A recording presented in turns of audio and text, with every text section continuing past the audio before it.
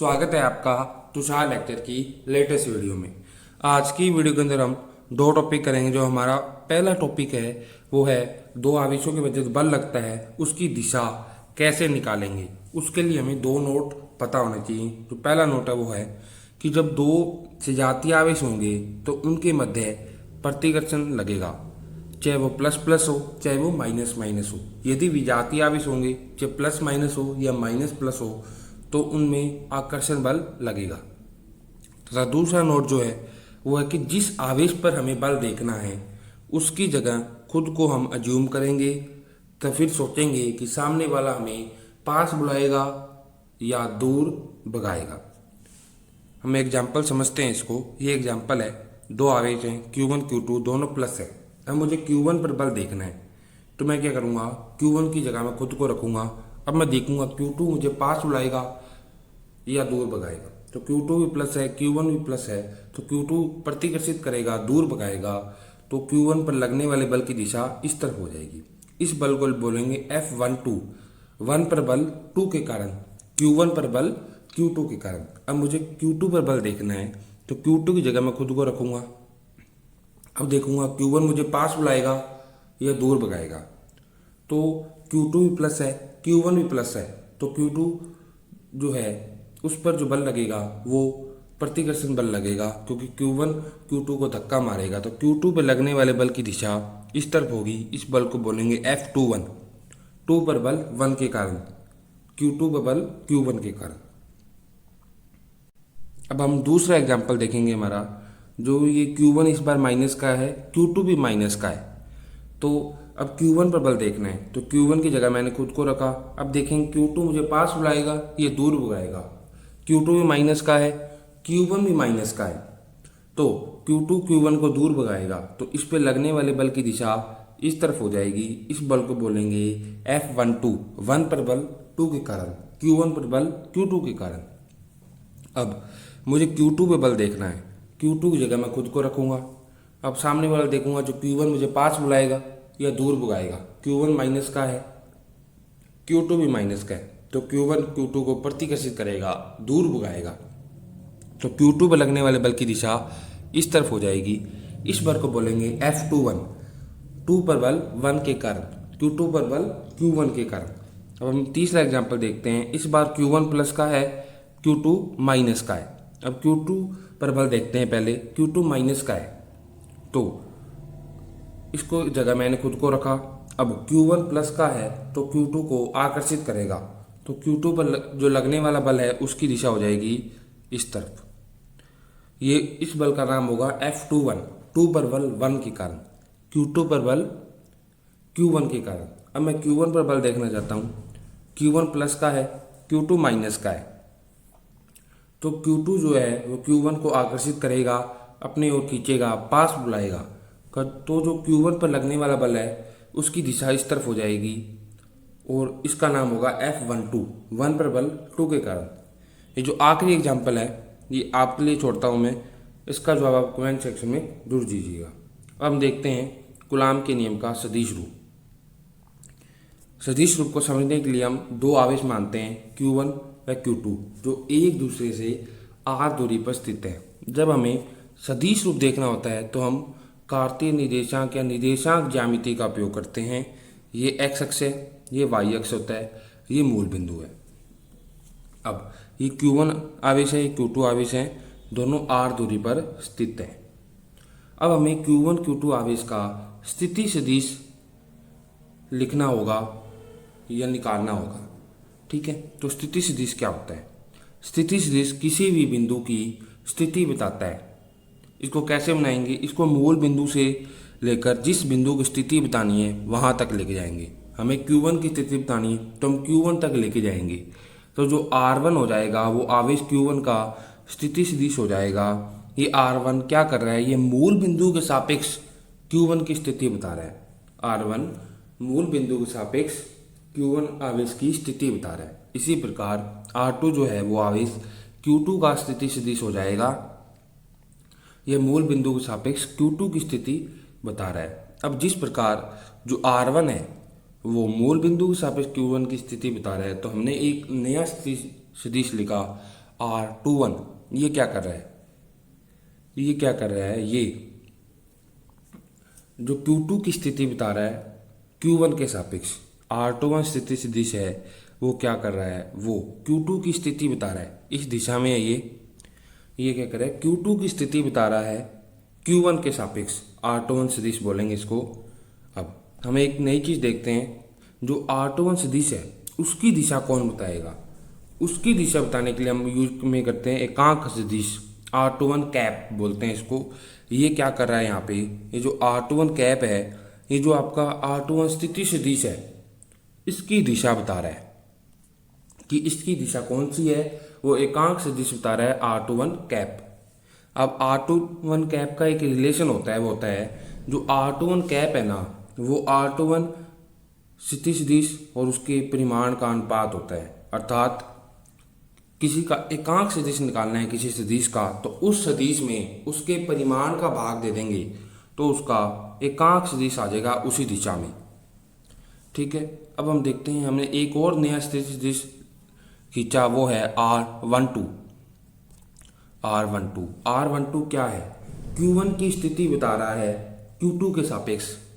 जिस प्रकार R1 क्या कर रहा था, मूल बिंदु के सापेक्ष Q1 की स्थिति बता रहा था, उसी प्रकार जो R21 स्थिति सदिश है वो Q2 के सापेक्ष Q1 की स्थिति बता रहे हैं।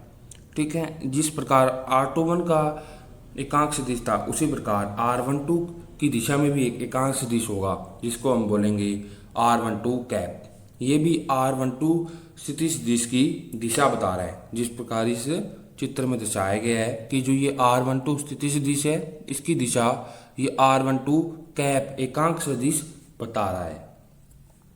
और ये भी इसी में भी एकांक सदिश जो है वो बराबर होगा R12 स्थिति सदिश बटे इसके परिमाण के।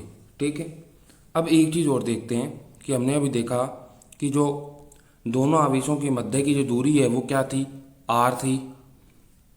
अब हमने इसी दूरी को सदिश में देखा तो R21 भी थी और R12 भी है। इनकी दिशाएं अलग अलग हैं, अगर इनका परिमाण लेंगे तो दिशा नहीं आएगी, सिर्फ वैल्यू आएगी। तो R21 का परिमाण, R12 का परिमाण तथा R तीनों एक ही हैं, तो ये बराबर हो जाएंगे जब इनका परिमाण लेंगे। R का तो परिमाण वही है क्योंकि R कोई सदिश राशि की तरह तो ट्रीट नहीं की है, लेकिन ये स्थिति सदिश है R21 R12, इनकी दिशा भी साथ में होती है। लेकिन अगर इनका सिर्फ परिमाण लें तो ये बिल्कुल बराबर होंगे। ठीक है, ये मैंने यहाँ नीचे लिख दिया कि जो R21 स्थिति सदिश का परिमाण है, R12 स्थिति सदिश का परिमाण है, ये R के बराबर होंगे। अब सदिश को किस प्रकार परिभाषित करते हैं, सदिश जो होता है वो किसी वस्तु का परिमाण उसकी दिशा के बराबर होता है।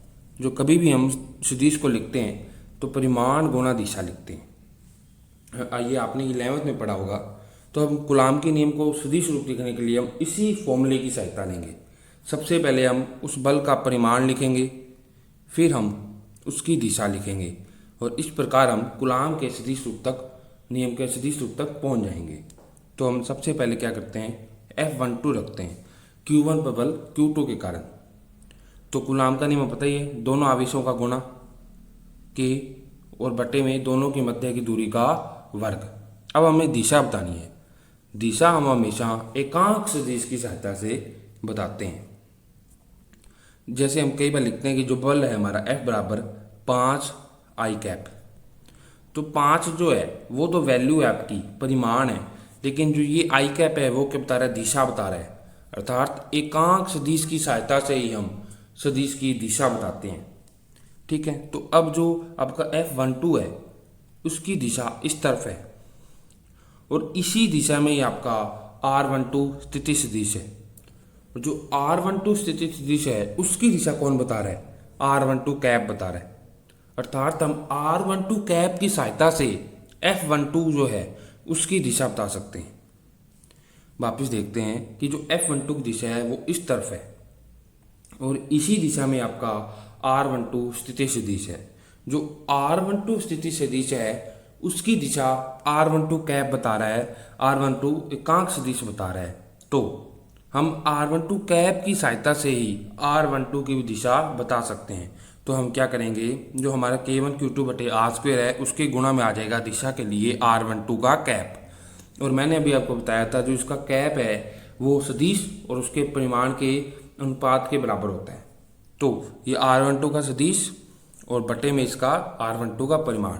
और मैंने अभी आपको समीकरण नंबर ए लिखा है इसको कि जो R12 का परिमाण है वो R के बराबर ही है, तो ये R की क्यूब हो जाएगा F12 K1 Q2 बटे R क्यूब और गुणा R12 स्थिति सदिश।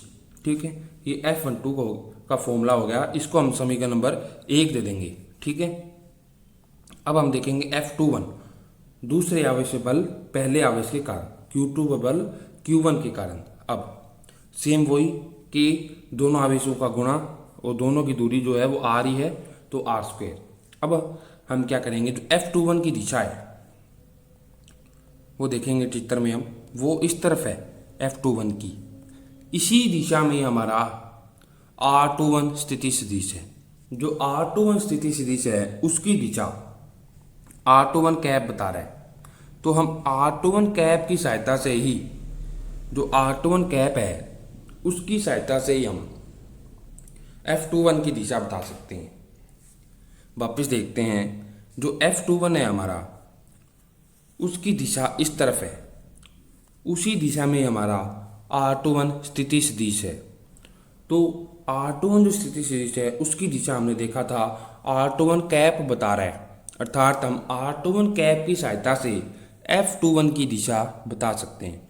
तो हमने परिमाण लिख दिया था, अब दिशा के लिए हम R21 कैप का उपयोग करेंगे, तो K1Q2 R स्क्वेयर गुणा R21 का कैप। और हमने अभी देखा था कि जो R21 का कैप है R21 स्थिति सदिश बटे उसके परिमाण के बराबर होता है, और जो R21 का परिमाण है वो R के बराबर होता है, क्योंकि समीकरण ए से जो ए है वो हमने यही लिखी है। तो ए से क्या हो जाएगा, K1Q2 बटे R क्यूब और गुणा R21 स्थिति सदिश। ये समीकरण नंबर 1, ये 2 हो गई। अब आगे हम यूज करेंगे सदिशों का त्रिभुज नियम, जो आपने क्लास 11th में पढ़ा होगा। ये क्या होता है कि जो P और Q जो स्थिति सदिश हैं ये एक ही दिशा में है तो ये जुड़ जाएंगे, और जो विपरीत दिशा में है उसके बराबर हो जाएंगे। जो P और Q एक दिशा में है तो ये जुड़ गए, तथा R विपरीत दिशा में है तो ये इसके बराबर हो गए। ठीक है, तो हम 2 केस बनाते हैं इसी नियम के हिसाब से, कि जब Q1 पर बल लग रहा था Q2, F12 बल था जब Q1 पर बल लग रहा था Q2 के कारण, तब जो आपका पोजीशन वेक्टर है R12 स्थिति सदिश है उसकी दिशा इस तरफ थी। R1 तो मैंने आपको बता दिया मूल बिंदु के सापेक्ष Q1 की स्थिति बता रहा है, और R12 मूल बिंदु के सापेक्ष Q2 की स्थिति बता रहा है। अब इसमें त्रिभुज जो सदिशों का त्रिभुज नियम है वो लगाएंगे। अब ये जो है वो एक दिशा में है, R2 और R12 वेक्टर है जो वो एक दिशा में है, तो ये जुड़ जाएंगे। R2 और R12 वेक्टर बराबर हो जाएगा R1 वेक्टर के। यहाँ से R12 निकालेंगे तो R1 माइनस R2 स्थिति सदिश हो जाएगा। ये समीकरण नंबर बी हो गई। अब हम जब Q2 पर बल लग रहा था Q1 के कारण F21 बल था तब देखेंगे। अब इसमें R1 की दिशा तो वही रहेगी, R2 की दिशा वही रहेगी, लेकिन जो R2 स्थिति सदिश है उसकी दिशा बदल गई। ठीक है, तो अब देखेंगे क्या होता है कि जो R1 है और प्लस R21 है वो एक दिशा में है, तो ये बराबर हो जाएंगे R2 के, क्योंकि R2 विपरीत दिशा में है। अब यहाँ से अगर मैं R21 निकालूंगा जो हो जाएगा R2 minus R1, minus common ले लूँगा तो हो जाएगा R1 माइनस R2, बार माइनस का चिन्ह आ जाएगा और ये अंदर ये माइनस कॉमन लेके ये रह जाएगा। अब इसको समीकरण सी ले लेते हैं, इसको समीकरण बी ले लेते हैं।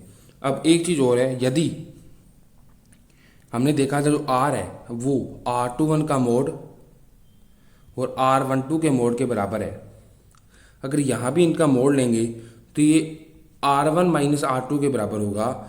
जो माइनस का चिन्ह है इसमें R21 में वो मोड के कारण प्लस का हो जाएगा, तो R जो है वो बराबर हो जाएगा मोड R1 माइनस R2 के, क्योंकि R21 की वैल्यू और R12 की वैल्यू मोड के अंदर परिमाण ले तो R1 माइनस R2 है, तो वो वैल्यू R की भी हो जाएगी, क्योंकि R भी इनके बराबर ही हैं जब परिमाण लेते हैं R21 का और R12 का, तो R की वैल्यू भी हो जाएगी R1 माइनस R2 का मोड। क्योंकि दूरी हमेशा धनात्मक ली जाती है, r दूरी है। जब सदिश लेते हैं, जब r12 और r21 लिया तब दिशा आता है, क्योंकि सदिश में दिशा का प्रयोग होता है। अब देखेंगे f जो 12 है उसका जो ए समीकरण ए थी उसके अंदर बी सी डी से मान रखे, तो हमने r की जगह r1 माइनस r2 रख दिया, ये क्यूब होगी क्योंकि r क्यूब था वहाँ, जो मैंने अभी बताया कि जो हमने समीकरण ए लिखी थी उसके अंदर ही हमने बस f12 और f21 के मोड की वैल्यू रख दी और वो r की वैल्यू भी ये आ गई। इसमें तो कोई फर्क नहीं पड़ेगा, मोड है, माइनस ले प्लस ले, r1 माइनस r2 लेंगे। अब जो हमारा r12 जो सदिश था उसकी वैल्यू क्या है, r1 माइनस r2 है, तो यहाँ पे r1 माइनस r2 आ गई।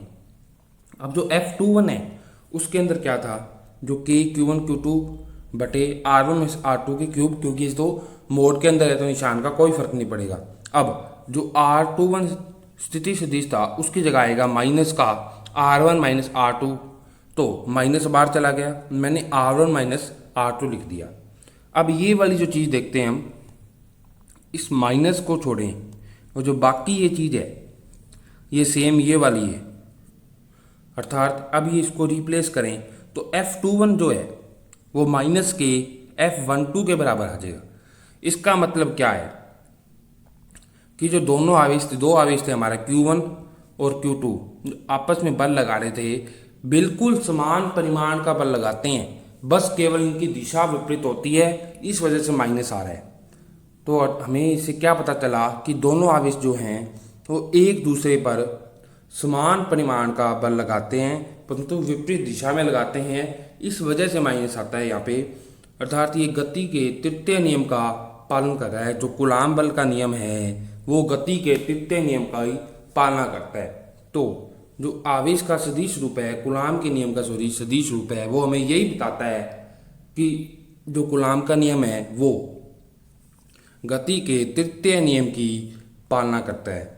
इसी से यही समझ में आ रहा है कि दोनों आवेश समान मात्रा में बल लगाएंगे लेकिन विपरीत दिशा में लगाएंगे, इस वजह से माइनस आता है। तो आज की वीडियो के अंदर हमने सीखा कि कैसे फोर्स की डायरेक्शन पता लगाएंगे तथा जो कूलाम के नियम का सदिश रूप। आने वाली वीडियो के अंदर हम देखेंगे विद्युत क्षेत्र के बारे में। Thanks for watching, please subscribe the channel and share the video.